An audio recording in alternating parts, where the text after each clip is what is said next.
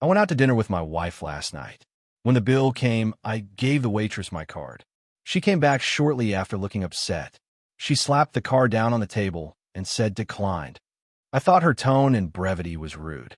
I took out a different card from my wallet and handed it to her. While I was putting the first card in my wallet, she didn't move. I looked at her and said, "You okay?" She said, "If I go back and try to run this, are you still going to be sitting here when I get back?" I asked her if she thought her tone was appropriate for speaking to customers. She said, "You're only a customer if you pay." I asked to speak to her manager. She left with the card.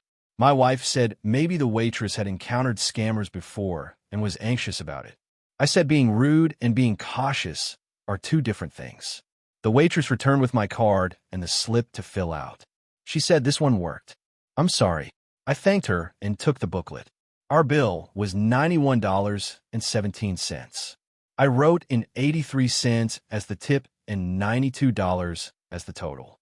I handed it back to her and started to get up to leave. She said, "You're really not going to tip me?" I said, "No, you were rude to me." She said, "I have to tip out the bartender and the busboy. I just paid money to serve you." I said, "Well, in the future you shouldn't be so rude."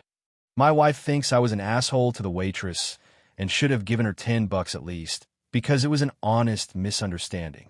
I would have given her $28.83 if she wasn't rude to me, but I don't want to pay to be insulted. Was I the asshole? For the record, I called my bank, and the card was flagged for fraud because of a pending $1 change that is often associated with fraud attempts. I resolved it.